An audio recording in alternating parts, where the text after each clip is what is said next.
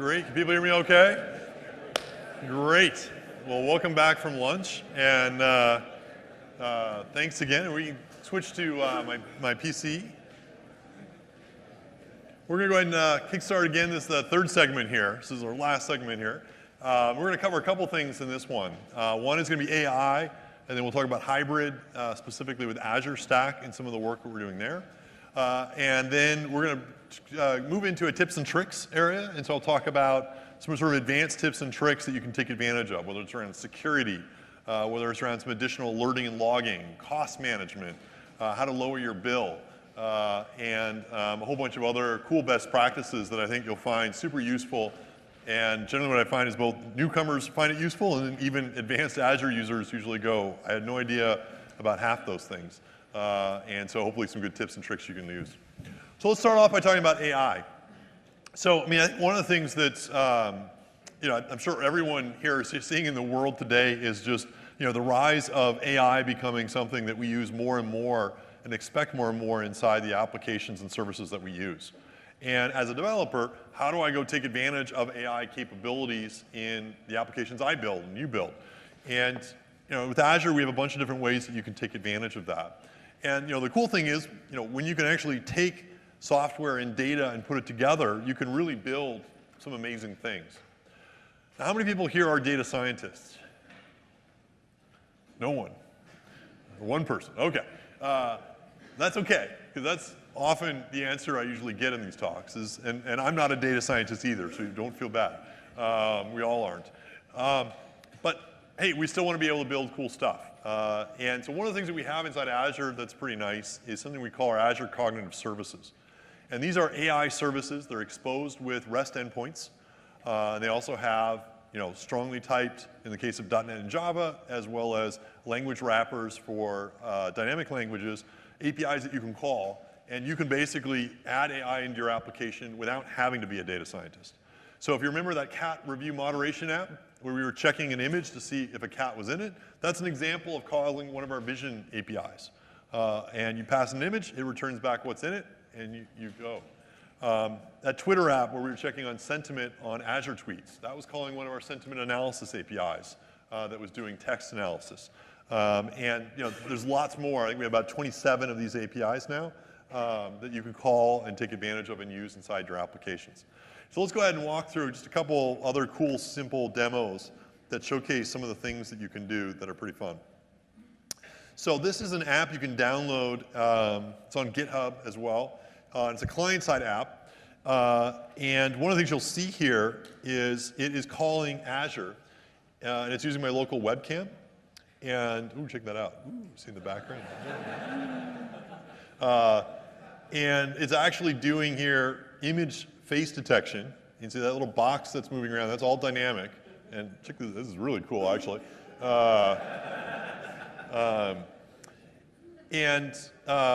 You'll notice in addition to detecting my face, it's detecting my gender, so it knows I'm a man, and it's roughly approximating my age.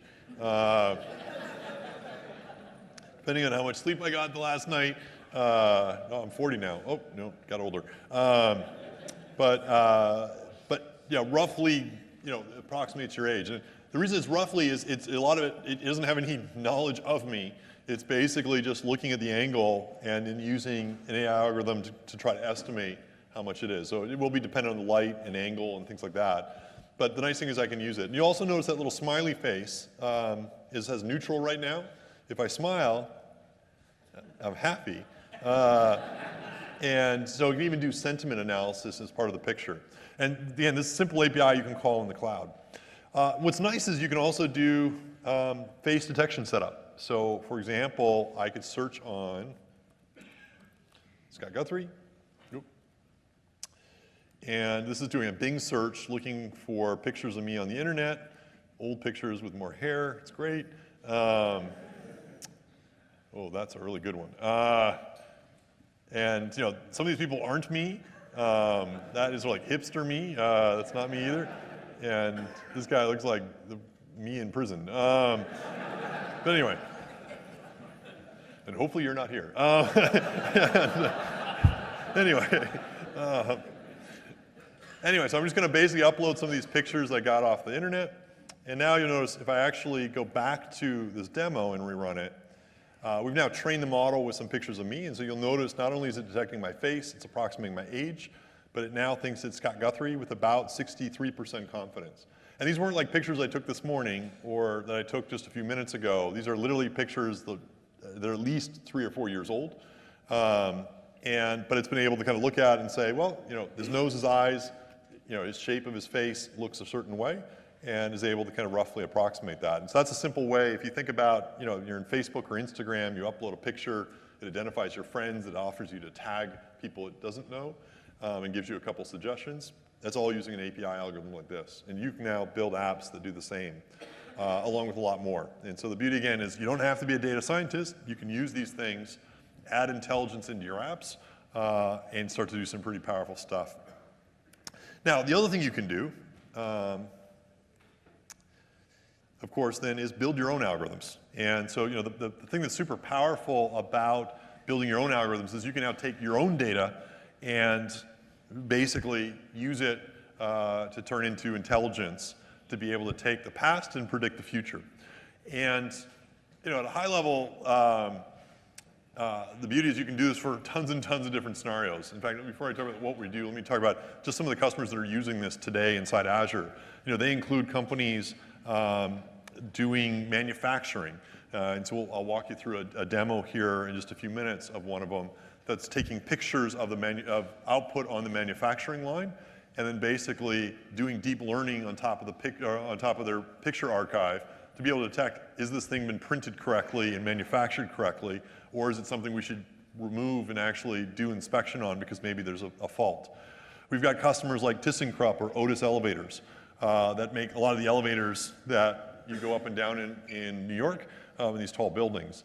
And they're now putting IoT sensors in the elevator where they basically look at vibration and heat data off of the elevator motor and are able to predict with a great deal of accuracy, will the motor break down in the next week?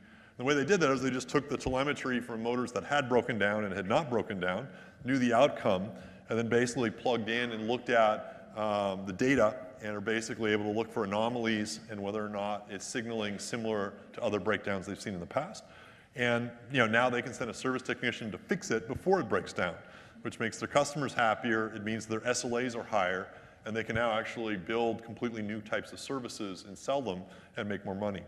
Other companies using Azure with machine learning today include like Rolls-Royce and GE, who make aircraft engines, Boeing and Airbus, who make airplanes. And they're able to take telemetry off the engine and, again, do preventative maintenance, as well as even do richer fuel management capabilities that aren't related to the engine, but are obviously closely correlated, and are able to kind of help provide airlines ways to save money, and in turn they can make money as well.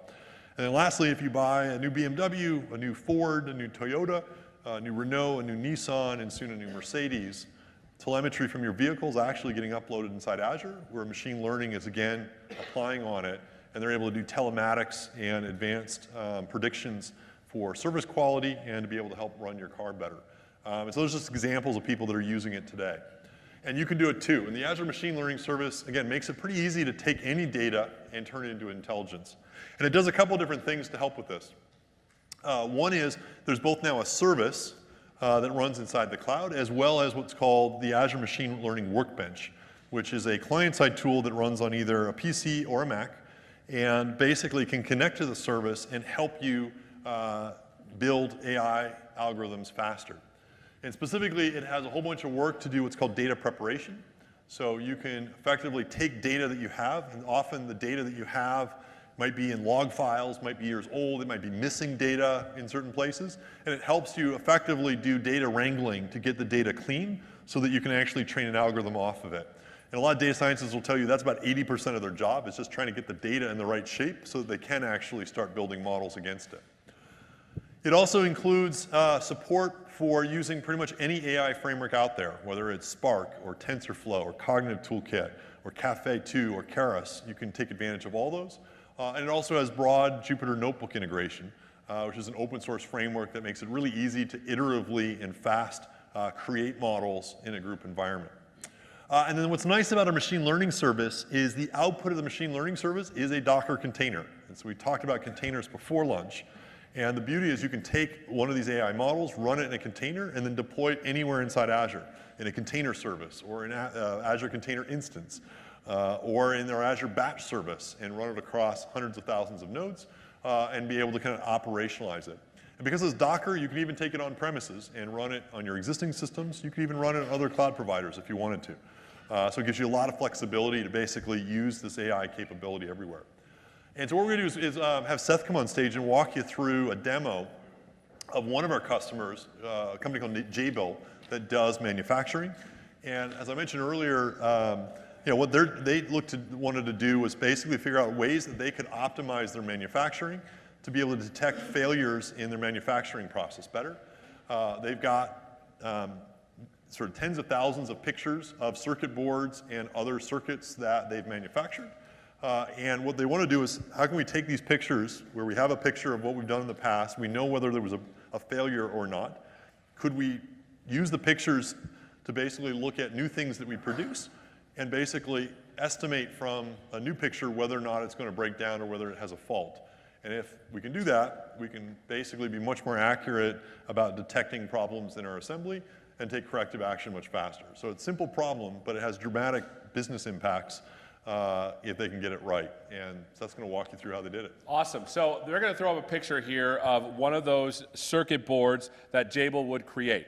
Now, as a regular programmer, we are tasked with making a program that when we see this picture and they click on it, it either says, this is a good one, or it says, this is a bad one. Now, I saw there was one data scientist here, so for everyone else as a programmer, you are literally thinking, I'm going to make a function that takes a picture, and then I have to write a series of steps in order to get the thing to say yay or nay, right? Some of you are looking at this right now, even in your heads thinking, okay, well, if I just sample the middle of the picture and I test for orange, that's probably bad, right? Some of you are literally thinking this as a programmer, because as programmers, we get a problem and we try to come up with a series of steps to answer the problem. Now, machine learning is a little bit different, and it turns sort of everything on its head, which makes it a little bit more confusing sometimes, but I'm going to walk you through it. Instead of trying to think of a series of steps to solve a problem, think instead of giving the computer examples of the right thing to do, and then it figures it out. And the output of that is also going to be something like a function, but we call it a model. And that model, when you give it a new example, should tell you whether it's a good chip or a bad chip, and it usually gives you a probability score as well. So how do we do that? Well, you know, the first step is you have to give the computer a lot of examples. And then you have to build a model, and then you have to put that model somewhere where your other programs can consume it.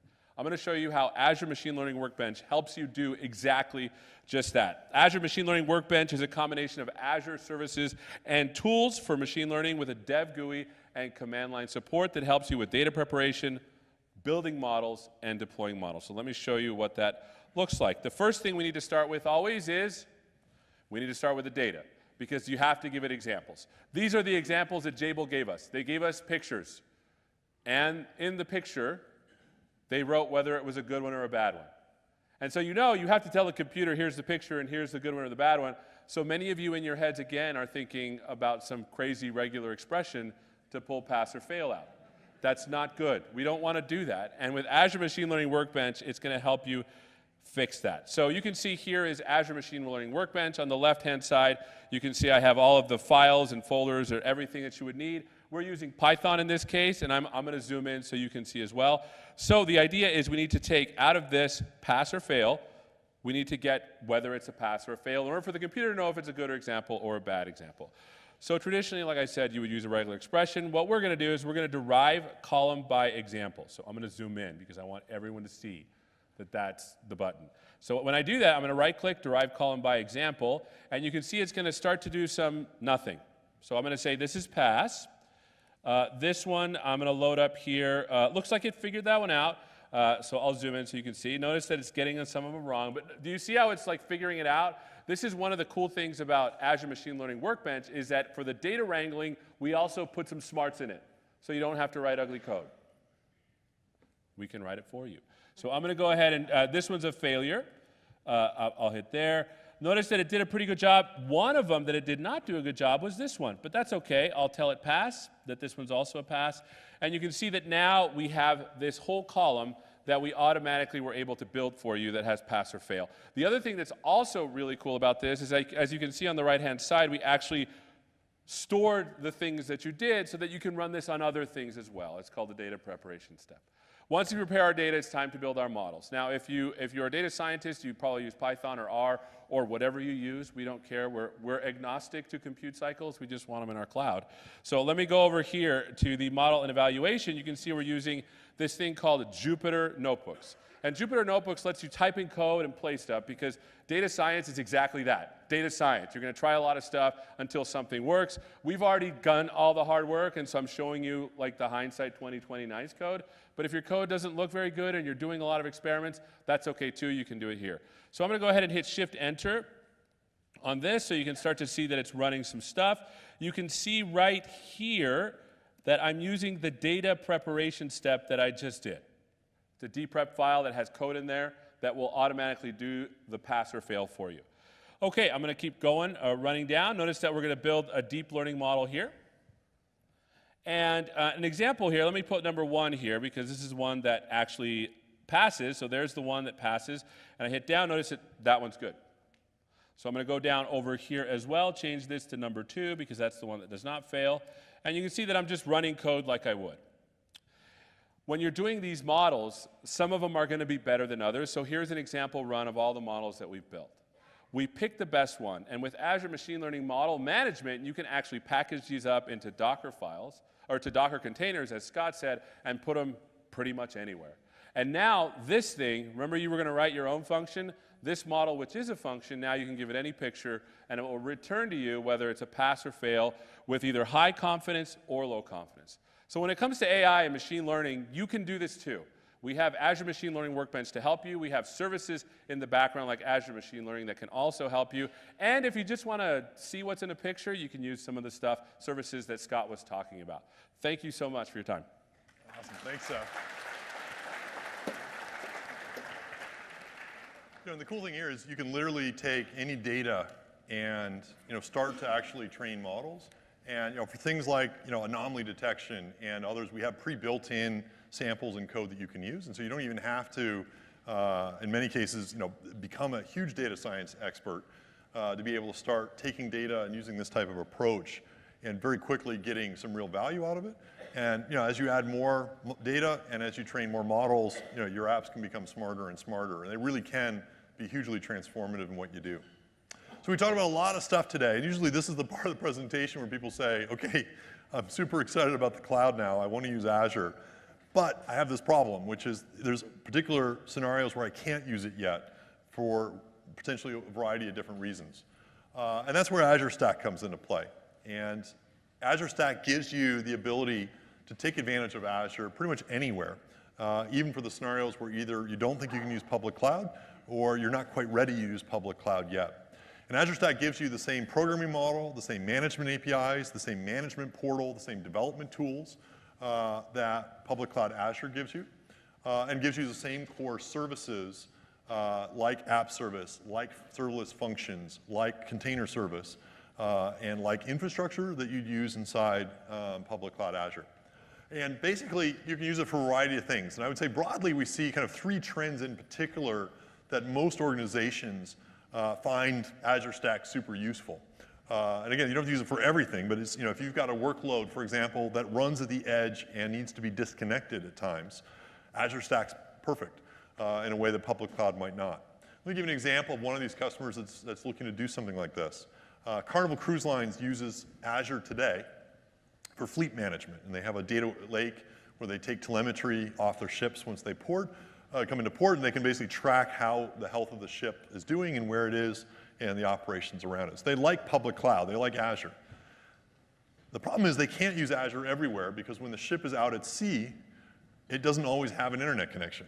And so if you have an onboard ship safety system or something that's actually running the ship, it's probably not the best idea to require an internet connection because if you're caught in a storm out in the ocean, you're going to be in real trouble if you can't connect to the internet. And so now they can actually put an Azure Stack on the ship, and actually build their apps the same way they would in a public cloud, but run it now completely disconnected with no need to have an internet connection working in order for those applications to run. Another case, an example, would be to be able to meet every regulatory requirement. I talked at the beginning of the talk about how Azure now has more compliance certifications than any other public cloud vendor. And so whether you want DoD DISA Level 5, whether you want SOC 2, PCI, HIPAA, FDA, we have audits and certifications that allow you to build apps that can meet those things. But there's still sometimes additional certifications or unique requirements that you can't meet. Another example of a customer that's using Azure Stack for this would be EY, Ernst & Young. They're one of the largest professional services firms in the world. They do sensitive things like tax audits that have some of the most sensitive data that a company owns that they need to store and analyze. But they're able to use Azure in public cloud for most of their clients now. And so if you're a Fortune 500 company and you're going through an audit through your auditor, there's a decent chance you might be using Azure already for that. But there's some places like Russia that have additional unique requirements, and that is that the data can't leave Russian soil. And so they can't take some of that data and put it in public cloud because there's no public cloud region currently yet available in Russia. The good news is they can now use Azure Stack. And so they can stand up their own instance with the same application running on it in Russia and meet all those local requirements. And many, many countries have unique requirements like that. I was just in an oil and gas conference a couple weeks ago, and geographic seismic data for oil and gas is considered a state secret for many, many countries. And so they also can't export that outside their sovereign boundaries. With Azure Stack, you can do all those types of scenarios and meet literally any regulatory boundary in any country. And then last but not least, you might have an existing system like a mainframe or an Exadata system that requires incredibly low latency for it to run. And you need to have an app that sits next to it because of those latency needs. Again, with Azure Stack, you can actually start to modernize your apps using the same kind of DevOps, same monitoring models and stuff that we showed here today. And you can run it next to that system. And then at some point, if you do want to migrate that system, you can migrate both of them to the public cloud and not have to rewrite your apps. So again, Azure Stack is something to look at if you need to be able to run cloud literally everywhere. And it's a unique aspect that Azure has that no other cloud provider delivers. We're now shipping Azure Stack systems together with hardware partners. So we partner with HP, with Dell, with Cisco, and Lenovo. And so you can literally order both hardware and software, have it show up, and basically have a private cloud consistent with Azure anywhere you want in a matter of about a day or two once it's operational. And again, use the same management tools and development tools as part of it. And you've seen kind of Azure Stack is just part of our overall hybrid cloud story. I think throughout these demos, I've showed you, how do you monitor systems for patch compliance and inventory, not just in our cloud, but others. We talked about with the CI/CD workflow, you can use VSTS for on-prem apps, for Azure apps, even for AWS apps. With data, we talked about SQL. You can have your SQL databases run on-prem. You can have your SQL databases run in the cloud. And then obviously with Azure Stack, you have a complete cloud story that runs everywhere. And so, all this hybrid capability is really around giving you flexibility and allowing you to easily integrate with what you already have. And with it, you can be more successful. So hopefully throughout the last 2 or 3 hours, you've seen lots and lots of demos that hit on these 4 points: productive, hybrid, intelligent, trusted. And hopefully you've seen a lot of stuff here that you might want to check out as a developer and start using. In terms of actually using Azure, one of the things, if you haven't already taken advantage of it, that you can also do, I want to make sure people know about, is if you go to the azure.com website, assuming the network's back, there we go, you can go ahead and click the Start Free button to try out our trial. We have $200 of credits we give you on day 1 of starting a trial. And so that basically gives you a month that you can spend these credits on anything that you saw today. So you can spin up databases, GPU clusters, AI services, serverless, containers, and more. And the other thing that we've just done, I just want to make sure people know about, is after the first $200 credits are used, we then give you an extra year of a whole bunch of services that you can use for 12 months. And this includes, you can run a Linux or Windows VM for a year, not paying us anything. You can create lots of disks. You can create a 250 gigabyte database. You can create a Cosmos DB instance with 5 gigabytes of storage and more, and basically not pay anything. and take advantage of these for free for 12 months. And so this gives you a nice way that you can now continue your trial and start to use a core set of services at no cost to become even more familiar. So definitely something to check out and gives you kind of more and more options, hopefully to be successful and learn what you can do with Azure. So with that, we've kind of got a broad survey course of a whole bunch of stuff that's in Azure. What I'm going to do now in the remaining 45 minutes is basically walk through a bunch of tips and tricks that I think both for people that are new to Azure, but also especially for people that even have used it for a while, will hopefully give you some good takeaways that you might want to jot down as notes and help you be even more successful as you start using any of these different types of services inside Azure and start building and playing around with it. So the first tip and trick I was going to show you is something that surprisingly few people actually still do. We have, maybe 20% of Azure customers know about this, but it's something I always like to demo because usually when I do, people say, now I get how I can use this more, which is the ability when you use Azure to create what's called dashboards. And so you see here I have a dashboard that I'm using that has a whole bunch of my resources pinned to it. And then the tip is basically make sure you use multiple dashboards in Azure and you'll be even more productive. So how many people here have multiple dashboards? Okay, only a few hands. So for people that are going, what does that mean? Basically, this thing called new dashboard that's right on the tile here is something you can do. And so if I want to say I want to have a New York City dashboard, I can create one. And what's cool about this is I can then go ahead and on any resource I want to use, so for example, let's click on this one right here. I can pin anything to the dashboard. And so if you look up here, any place there's a pin button, just click it and it will pin it to the dashboard. I can also pin any metric. So this is a custom set of metrics I'll just pin on the dashboard.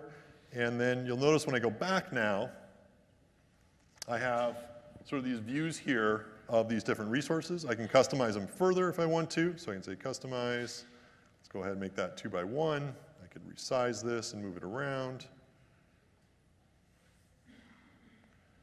Do whatever I want.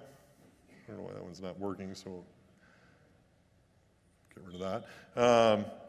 But basically I can lay anything out however I want, give it whatever name I want. And then the cool thing is I can easily flip between dashboards with basically just the flip of a switch and see exactly what I'm customizing. And what this is nice is, 2 things I often see people do with this that's very powerful is have a dashboard per project that they're working on. And that way, project 1 and project 2 and project 3 can have the resources you most often use and then the most frequently used monitoring tiles associated with it. And then as you work between project 1 and project 2, you can switch.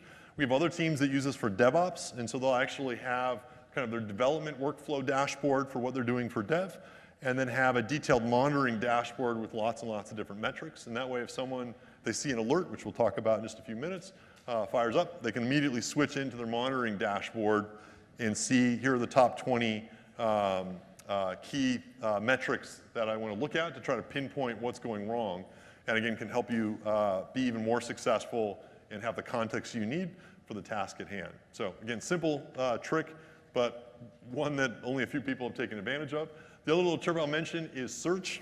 And so for example, if I type in New York here, you can actually see, click, if it's fast and you click, you can basically see all of the resources we've created here while we've been during the event. You can basically search on types, you can search on names. There's a nice fuzzy text search, and this is also a super fast way that if you want to pull up, for example, let's say a network security group, search on it, and then basically you can jump immediately to that particular resource and load it immediately. So another little simple tip and trick to be more productive in your dashboard, something everyone can use. How many people have used the Azure Advisor? Okay, a couple people, but again, a lot of people are like, I don't know about the Azure Advisor. And this is probably the tip that so far this week has surprised people the most that have been using Azure. It's a really cool service that we launched almost a year ago, but still doesn't have enough awareness. And basically where the Azure Advisor service works is think of it like a free consulting service that you can call upon at any point in time that will look at exactly what you're doing in Azure and make recommendations on how you can do it better. Sounds good, right?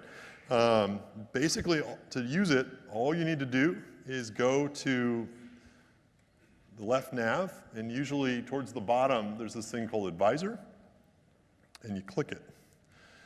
And what this now runs is a service that's going to basically analyze your actual subscription. So this isn't like generic suggestions. This is actually looking at the VMs you're deployed, the apps you've deployed, the databases you deployed, and it's going to give you recommendations on a couple different metrics. So for example, it'll tell you how to be more reliable, and it will recommend, hey, you've got a single point of failure here. You haven't configured this for high availability, and tell you how to fix that. It'll look at all your services and tell you where you're doing things that are not secure or don't represent secure best practices and how to fix it.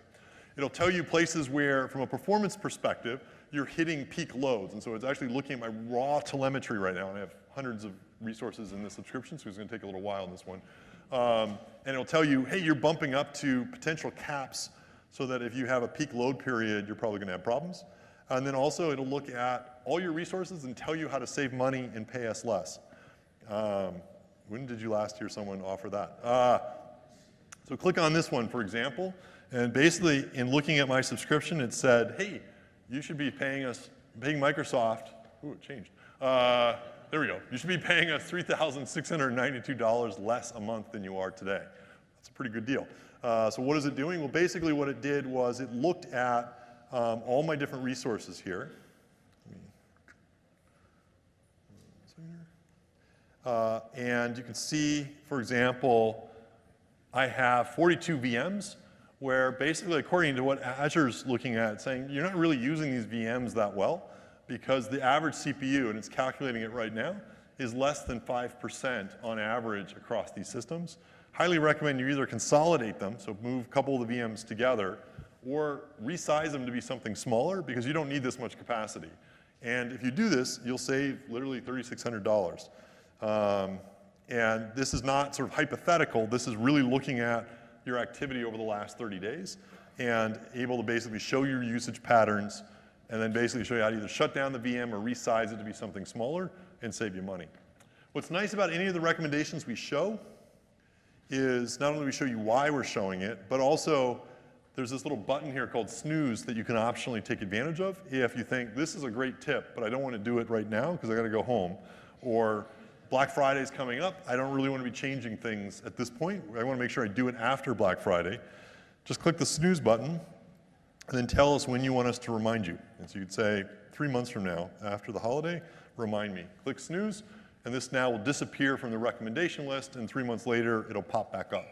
And so again, it's a pretty good recommendation I'd have, which is every week, run this thing, and then go through the list, and anything you're not ready, just hit snooze, but try to get a clean list of everything in your Azure Advisor, and you'll have better reliability, better security, you will pay less, and better performance. So those are all good things. It's hard not to want to do that, and it's free, so you literally don't have to pay anything. Yeah. Scott, question: if you choose snooze and you're sharing the subscription, like there's other folks on your team that are part of the subscription. Yep. Does it snooze it for them as well? Good question. I think so, but I'm not 100% sure. I'm not sure actually what the right behavior is, and I think there is a way to unsnooze stuff too. But shoot me an email, I can find out for sure. I'm not sure if it does it user-wise or subscription-wise. The other thing you can do is you can download any of these things as both a CSV file or as a PDF. And so this is literally a version of this report in PDF form. And so if you're like a consultant and you want to come in and help a customer optimize their system and impress them, just generate the PDF and email it to them. And, or the CSV file, in which case you can replace our name with yours. Yeah, it's another nice format you can use from a printed paper perspective that's often useful. And there is an API for everything, so you can also programmatically query it to see what recommendations you have or don't have. Yeah? Can we extend it to look at the on-premise compute resources? Good question. Can you extend it to look at the on-premise resources as well? Certain things, yes. So security, and I'll go deeper on security in just a little bit, you can. I don't believe for performance we do, partly because we don't know what we'd recommend to you on-prem, because we don't know actually what you're running on. But security, you can extend it, and then I believe it'll work with Azure Stack as well. So it will probably work in your Azure Stack instance if you're using that on-prem. But security definitely will work on-prem.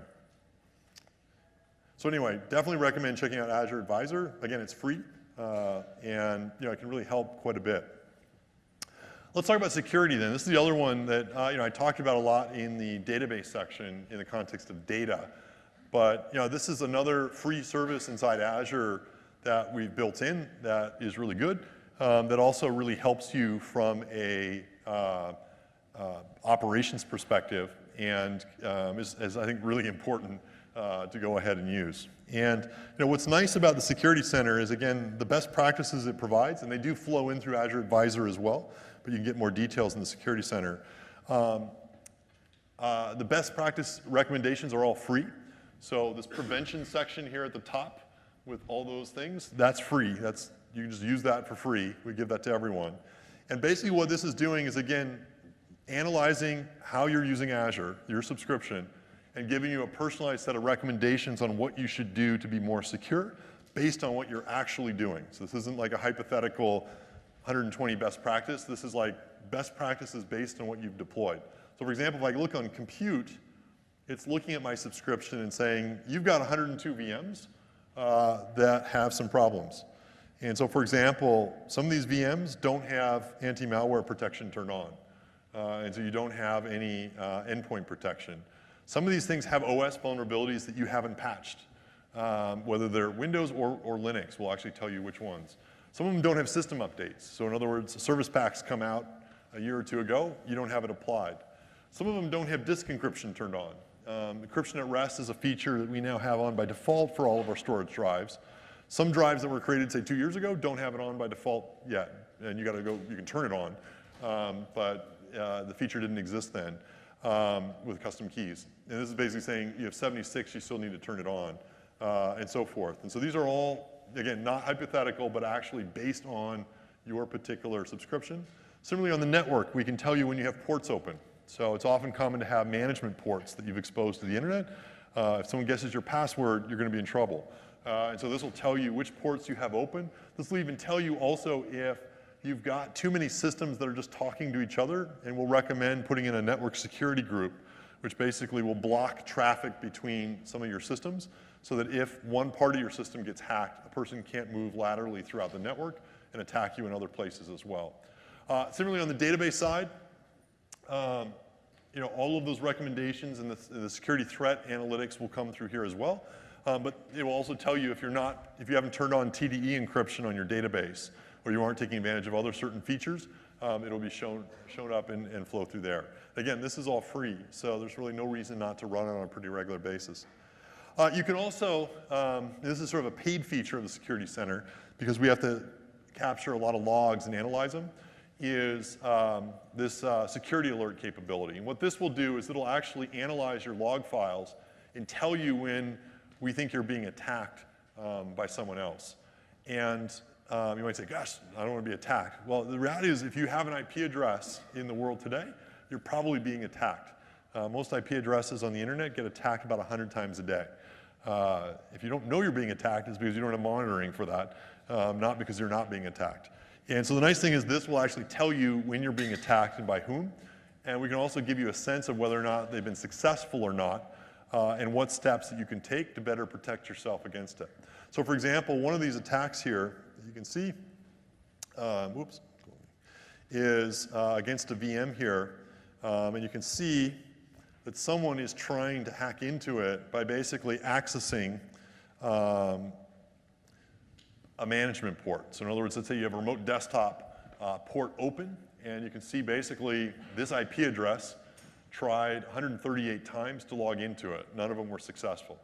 And so someone probably bought, say, a password dictionary off the internet that has, say, 100,000 passwords in it, and they're just cycling through the passwords, hoping that you happen to have password 1234, protecting your being an admin on the machine and getting in. And unfortunately, with 100,000 passwords, there's a high probability of hit rate in most systems, because unfortunately most passwords aren't terribly unique, and you can be attacked. And so this is telling you you are being attacked. And if you read more, it'll say, here's what you should do to avoid being attacked, which is you shouldn't have this port open at all, because even with the most secure password, people can still try, and at some point, they might be able to guess it. And so other things you could do is you could turn off the port completely, and there's instructions in that thing on how to do it. Or the other cool feature that we now have that's pretty unique and is now in public preview is something we call just-in-time VM access, which is something else we recommend turning on and is integrated as part of this experience.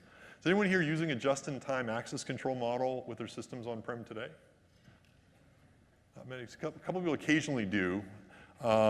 It's often hard to implement, especially if you want to do it at the network level, because most on-premises networks aren't designed to kind of like open and close ports dynamically without someone working across many management tools to do it. And so as a result, you often have lots of ports open on your network all the time, and you rely on passwords to those servers to prevent access. What you can do with just-in-time access, you can go one step further and say, well, why don't we not have the ports ever open, except when someone actually needs it, and then only for a short period of time. And it's a nice defense in depth mechanism you can use to lock down further. And so the way this works is I can choose on any system to enable what's called just-in-time access, or JIT. And the way this works is I can basically get a listing of all the common management ports that this VM might be using. And so, for example, port 22 for SSH, some of the other ports for remote desktop and so forth. And then what I can do is either close them permanently or set up a just-in-time access rule. And what this is going to basically say is someone is allowed to go to port 22, but to do that, they first got to say, I need access, and it'll be logged as to who requested it. You can basically provide an IP address range, and so effectively say, hey, we're only going to allow your machine to access it during that window when it's open, and lock down at the network level based on IP address. And then I can do a max time window so that if, say, Bob goes and says I need to access this machine to run a script, it'll open it up, but it'll make sure if Bob forgets to close it or log off, within 3 hours, it'll close automatically, or whatever period you specify in that range. And so that way, even if an administrator forgets to lock it back down, it'll auto-lock down on them after that period of time. And once you set that up, then you have this rule. No one can attack that port because the port is not accessible on the network. And then if someone does need to log in and run a script or do something to it, they can just go request JIT for an hour, go in, do it, and either manually close it or know that it'll automatically close after them, even if they've forgotten to, and keep you even further secure. That's a nice built-in feature that works across all VMs in Azure, again, whether it's Windows or Linux, and no other cloud provider has it. And then the last feature that's in preview right now, and you can register for the preview, is what we call application whitelisting. That's another kind of advanced feature that a lot of companies that are very security conscious are starting to implement. And what that does is it basically allows you to say on a particular server or VM, only these binaries are allowed to run. And you can basically provide a whitelist of those binaries. And that means that basically if your system is compromised with malware and it tries to run a new binary that contains a virus, it will not be able to allow it to run, and it'll actually be forcibly shut down. And that gives you a way that you can basically, as part of your production system, lock down exactly what code is allowed to execute. And then again, Azure will basically ensure that nothing but those binaries execute. And it's another good defense in depth mechanism that you can take advantage of, and it's built in here to the Security Center. Everything I'm showing here is available through APIs. We also expose connectors, so if you have, for example, existing security tools like Splunk or Sumo Logic or ArcSight that your security operations team might use, they can just point their tools at Azure and use our APIs, and the data will show up in the tools that they already use. And so alerts and things like that will just flow through the existing security tools they're familiar with. And so it makes it really easy also for enterprises that have sophisticated security teams to be able to take advantage of and use Azure immediately. Role-based access control. This is another one where I mentioned earlier about, unfortunately, at least once a week, we get a panic call from someone who says, I accidentally deleted my production database. And it wasn't because they were being dumb. It was typically because they got distracted. They were talking to someone. They go to delete something. They don't realize they're deleting the production instead of the dev test system. Best way to prevent that is to make sure that very few people are allowed to delete the database, and that you use something like what's called role-based access control to lock it down.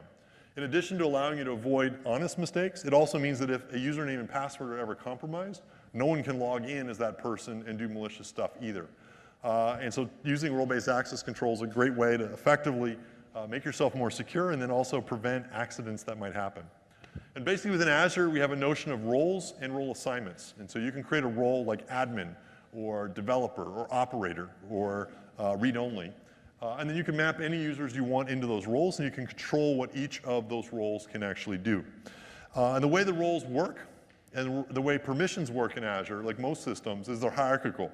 So you can basically assign permissions at the subscription level, at a resource group level, which can manage multiple resources, or at an individual resource like a VM or an app service or a storage account. And if you set it to subscription, they'll inherit down. You can override them below, but by default, they'll inherit down. And this is important when you see the demo. So let's go ahead and use role-based access control. So how many people here have used role-based access control in Azure? Cool, good. A couple of hands. For people that haven't used it, we've made it a lot easier to use than it used to be. And one of the ways we did that is pretty much on every resource in Azure, there's now the third thing from the top left, something called access control. And if you click that, it lets you control access. And specifically, you can click on it on any resource or resource group or subscription. And what this is now doing is showing me who has admin access and what privileges to manage this particular VM or resource. And so, for example, I can see what are called readers. These are people that only have read-only access to this particular resource, meaning they can't delete it, they can't change settings, and they also can't see secrets. So they can't see the password, they can't see a certificate value. There are owners that have full permissions, meaning they can delete things, they can change anything on the resource. And then there's contributors, which basically have a subset of owner privileges, meaning they can still change things, but they can't delete it, among other things. And basically what I'd recommend is before you ever go live in production, click on your resources, click access control, and look at the list and ask yourself, does everyone you have listed there need to have owner permissions? It would be great if the number of owners you had was super, super small, because that basically means the number of people who could delete this resource or who could change the security setting is extremely small. And if you have a large list, you're going to basically probably find at some point either someone makes a mistake and configures something you didn't intend, or someone accidentally might delete something not realizing that what they're deleting is a critical resource. Usually when people click on this, they go, wow, why do I have so many people? Who is Santosh? Who is Josh? And the other kind of useful column here,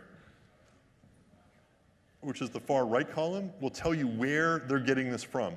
And so the reason why Santosh is allowed to delete this VM is because at some point in time, he was added at the subscription level in Azure and is an owner of the subscription, and so it flows down and all the resources automatically inherit it. And so whenever you see a list of people and you're like, I can't understand why we gave them permission, it's probably because you've given permission at some point in the past to the top level subscription, and then it just automatically applies everywhere.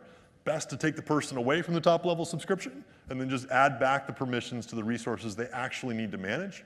And again, that'll make you a lot more secure and locked down. If you want to add someone specifically to a resource, just click the Add button on any particular access control in a resource. Select the role. You can define your own roles as well. I'm just using the built-in one. And then I could basically say, let's search, let's search on Satya Nadella, our CEO. We're going to give him read access to this particular VM because I don't trust him to be an owner. Don't tell him that. I can click Save.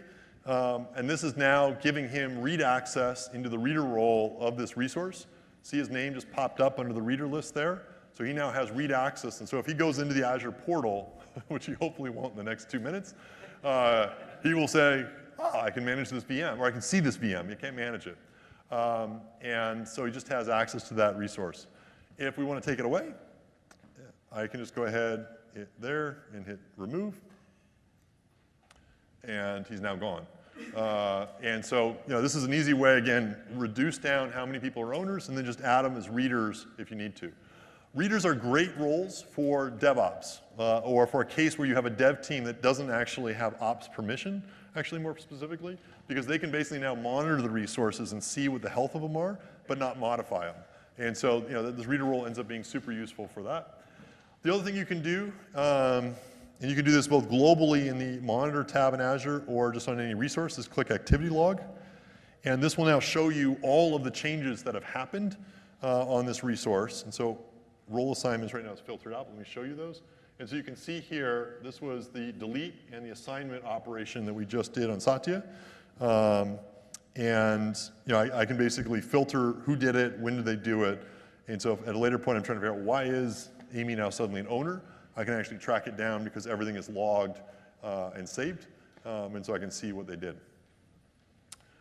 So definitely recommend role-based access control and then using the activity log to constantly see who's changing what as a good best practice. The other thing that people usually ask me after they see role-based access control, they see the security center, they say, wow, it's great that you can tell me when I'm doing something wrong. It's great that I can lock down who can do the thing wrong. It'd be even better if you could actually let me set a policy so I can't do something wrong. And that's where this next thing comes into play. And this is a new service. It's sort of in limited preview right now. Everyone will be able to use it in about 2 weeks. And if you go to the website, you can use it now. But it's called Azure Policy Center. And what this is going to let you do is actually define policies so that you can prevent certain behaviors from ever happening if you want to. So for example, I showed you how with Azure Security Center it says you should always, these 72 VMs don't have encrypted disks. If you want, you can set a policy that says you can't create an you can't create a VM in your subscription that ever has anything but an encrypted disk. And that way when you try to deploy the VM, it'll fail the deployment if it violates the policy. Similar, you could say, I'm going to create a policy that says this management port is never allowed to be open on the internet, and it will fail the deployment if I have that policy turned on and someone tried to open up the port. And so this basically will give you a very powerful way that you can declaratively set your permissions for a wide range of things and then just enforce them across the organization. I think will be really, really popular and pretty differentiated. The other thing you can do is you can both deny permissions and you can also audit. And so if you've got large deployment already with a bunch of stuff, you probably don't want to say disable all VMs that don't have encrypted disks because you might end up bringing a bunch of stuff down and impacting operations. So what you can also do is move into audit mode, which basically says it'll create an audit log of here are all the policy violations, and then you can basically work to get them fixed, and then you can turn on enforcement mode later. And that is a nice way you can gradually phase in policies and learn first what would break if you turned it on, and then turn it on. And so that's something I definitely recommend checking out and taking advantage of. Azure Monitor is something we showed at the very beginning of the talk. And is a really powerful way that you can monitor resources across Azure. So if you remember, we did log analytics on resources using this. We did metrics. The alerting capability that's built in lets you set up alerts on metrics and on log activities. And so you can basically go ahead and programmatically set up alerts. So you can say, for example, if a VM restarts or someone turns on a resource, fire an alert. You can hook into our service health dashboard so we can tell you if we think a VM is having any problems because of an Azure platform issue or any resource is having a problem, we can notify you programmatically. And there's a whole bunch of there's like 150 different things you can trigger on, and we're adding more and more over time. Definitely recommend before you go live, turn on some alerts, and that way you'll know that you have issues before your customers tell you you have issues. And you can wire these alerts up so that we send you email. We can call a webhook, so you can run like an Azure function in response to it. We can send you an SMS challenge. If you use the webhook option, you can also subscribe to a service like PagerDuty. And so we'll call PagerDuty, and then PagerDuty can page you, and that way you can actually have who's on call at a particular point in time and different windows of who would get paged if there was an issue. And then we also have an ITSM hook, and this allows you to push tickets into like ServiceNow or BMC or any ITSM system that you might be using on-prem. And that's all now built in something you can take advantage of. And we now guarantee, or we now basically with our alerting system, within a minute of something happening, we will fire the right alert to you. And so the frequency of when we'd reach out has kind of shrunk dramatically from where we were, let's say, a year or two ago. I think most cloud providers are still in the 4 or 5 minute range. And as of last month, we've gotten all of our alerts down to be under 60 seconds, which we think is pretty good. Other things you can do in the monitor window, something to check out, especially if you're doing hybrid networking with an existing on-premises environment, is something called Network Watcher, which is also now exposed to that Azure Monitor window. This has a whole bunch of great networking diagnostic tools that can help you pinpoint when you're having network problems. And in general, I'd say, networks are one of the more finicky things to get right in any enterprise. And especially when you're connecting to applications in the cloud, you can sometimes run into issues where someone changes, for example, the network rule on-prem, and something breaks, and trying to figure out where did it break and why can be difficult. One of the features, for example, you can now do in Network Watcher is actually bring up a topology map of your actual network. And so this is actually showing not based on what you've configured or what you think it is, but this is actually looking at the network flow packets that's actually flowing through your network. And generally what we find is when you run this and it shows you the actual truth, it's often very different than the schematics you think you have in your design documents.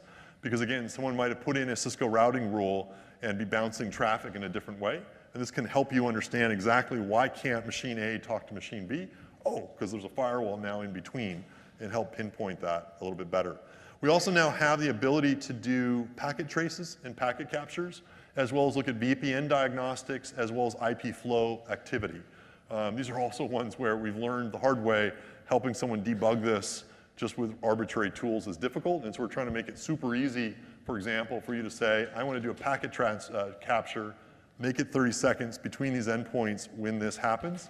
And so you can wire this up so an alert will turn on packet capture, save diagnostic data for 30 seconds in a storage account when latency increases or when a service becomes unavailable. And then the packet capture is in what's called a Wireshark format. And so you can pass it to a network person that knows network diagnostic tools, and Wireshark's the standard tool format they use. And then they can say, oh, it's because the VPN router apparently rebooted at that period of time. Let's go pinpoint that and try to figure out what the problem is. It's a really good tool if you're doing any type of networking and you have any expert in your company that knows networking, familiarize them with this, because when you do have a networking issue, these will be a godsend to allow you to quickly identify what's going wrong, and really designed to help dramatically simplify diagnosing any type of network issues you might run into. I think right now we're the only cloud that lets you do packet trace captures, or at least we were as of a couple months ago, so it's kind of a nice differentiated feature that Azure has. Cost management. One of the things we hear often from people is, hey, I get surprised by my bill, or I don't know how much my bill is going to be. Can you help me better understand what my bill is, what am I spending money on? And then, especially as your teams might get bigger and as you use more in the cloud, how can we help you optimize your bill so you're actually spending less? And then for large teams, how can you even create budgets across your teams or across your projects so you can better track budgets and projects together with your actual usage? And this used to be something that we didn't do very well with. We just give you a bill in kind of like a raw format, and you have to kind of figure this out on your own. We bought a company this summer, and now we integrated it and given it to you for free as part of your Azure subscription called Cloudin, and that does cost management. And I'll demo it in just a second. It does a whole bunch of great tools and reports that you can slice and dice your bill in any number of ways and help you optimize the spend of it in some really cool ways. And even does chargebacks and budgets, so you can even do internal chargebacks to teams or projects. We also just announced, and you'll see next month we'll officially launch, and you can sign up for it, what are called VM instances, or reserved VM instances. And this basically is a way you can drop your bill another 70% by basically pre-buying certain compute capacity units, and say, I want to use this for a year, and you can assign it to any VM you want, and this drops your bill dramatically. And the combination of the cost management and this gives you nice ways that you can, again, reduce your bill and be able to use the cloud really well. So let me show you quickly how you can use this. So basically, if you go into your Azure portal, there's a cost management and billing thing on the left-hand side. If you click, it'll bring this up. and then there's a cost management button on the left. And if you click this little blue button called Go to Cost Management, we will sign you into the Cloud-In service. The reason why it's a separate website is we just bought them and they've been at Microsoft like 8 weeks. And so over time, you'll see us roll this functionality more into the experience, but we wanted to get this in your hands as soon as possible and enable the single sign-on from it. The one caveat you do want to keep track of is you do need to be an owner subscription to do this, to set it up. And so you do want to make sure if for some reason you click it and it says you can't do it because you're not an owner, track the person down. And I think we even now have the email address of the person in your organization that needs to basically click the accept button because there's billing information. We just got to be careful that only the right people can turn it on. But once it's turned on, you can get access to dashboards. And you can let multiple people get access to these. So you can look at your overall bill. It lets you look at all the resources you create over in a timeline view, and so you can understand like what in the world do we do on the 21st of September? Because it looks like we skyrocketed and stuff. Was that a mistake? Was it a project launch? What happened? You know, now this is sort of easy to create these types of reports, and they're pre-built in. You know, there's a nice little cost entity model here. So this is another visualization. So if you want to know how much are we spending on analytics and specifically Spark, I can sort of click on Spark, and I've got to shrink this down so you can see the payment part as well. And so as I'm kind of moving around, you can see the bill up here will change. And so I can actually quickly look at resource types or project tags and try to understand what we're spending money on to, again, kind of slice and dice my bill to understand by workload and entities. I can look at resource utilization. So this is basically saying I have 88 VMs that are currently using less than 25% of the CPU. And again, I can pinpoint and get that listing of VMs and optimize them further and estimate how much money it would save me if I go ahead and apply this.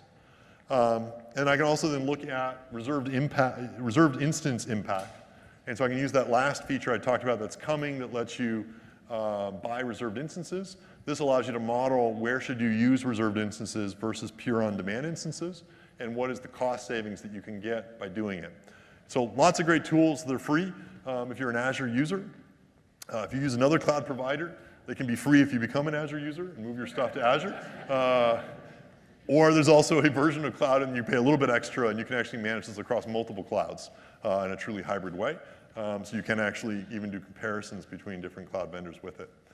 And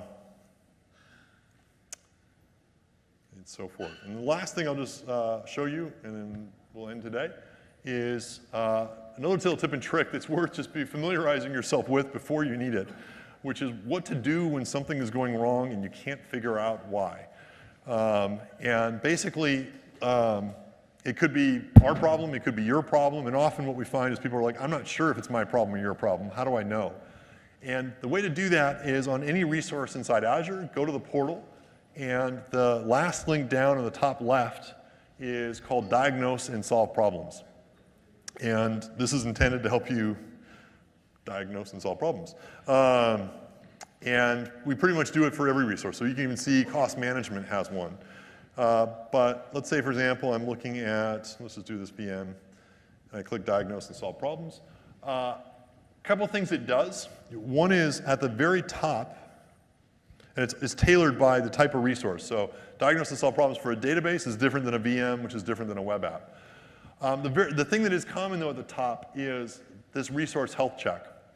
This is also available as an API that you can check, but this will actually tell you immediately, does Azure think it's having a platform problem? In other words, do we think we've created some problem where either we've had a hardware failure or for some reason our service is having a problem that's impacting you, or do we think we're healthy?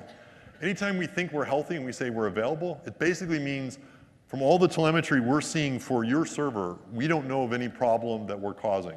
This is really useful to know quickly because it allows you to quickly see, is it Azure's fault or is it maybe something that you did that's causing it? And it's super useful. And so you're not thinking around, well, maybe it's an Azure problem and it'll go away in half an hour. Check this first because this is actually, whether it's green or red, is driven not sort of by some human and pushing something in a dashboard in Azure, but literally by the log telemetry coming off of the resources you're using. And so it's usually pretty accurate as to whether or not there's a platform issue occurring. We then basically will show you what have you changed in the last 24 hours. We typically see often if it is an issue that you've caused, it's often because you changed something. And so this will deep link into the activity log and actually tell you if you changed something. So you'll notice, for example, run role assignment.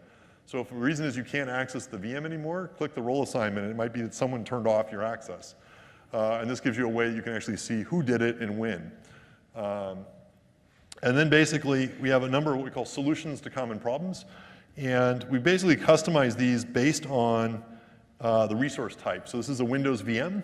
And so you can see to resolve these common problems, we have a list of tools that you can run and check, which basically are what the support teams will typically walk you through if you call them on the phone.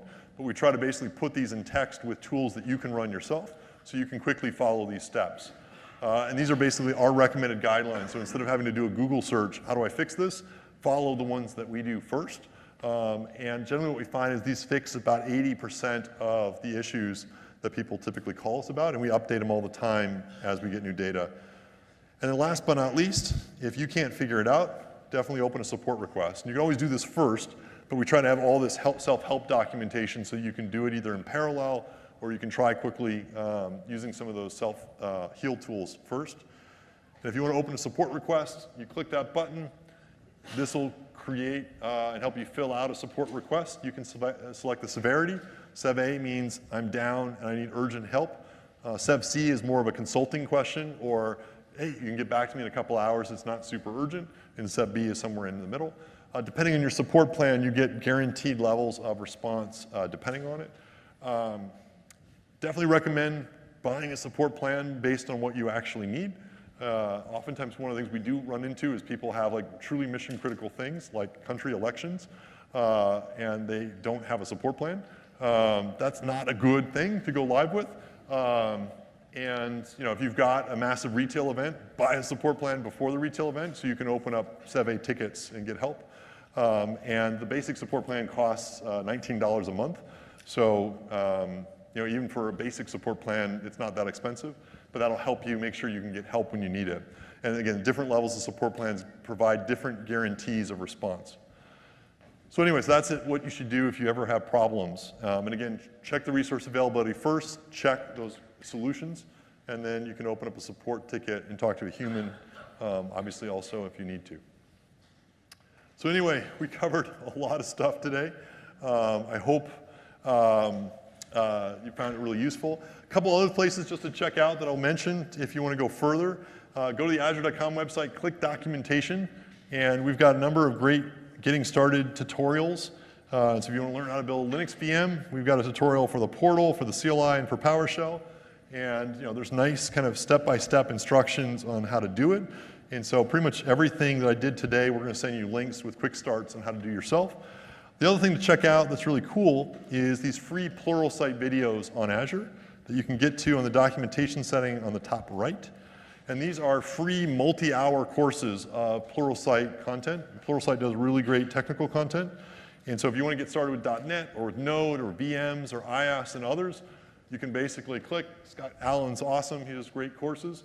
And when you click on this, you can see the curriculum here. This isn't like a 5-minute video. We have those too. This will literally, is a multi-hour video that goes into depth on everything you need, basically, to go end-to-end and be successful building .NET apps on Azure. He's got one for Node. We got other ones for different technologies as well. And so this is a great way if you want to go deeper and really master this and get some great content. Again, it's all integrated as part of the Azure.com doc site. And with that, I'll invite Jeff back on stage. But I want to say a huge thank you to everyone for coming out today. I hope you enjoyed it. I had fun being here. Thanks.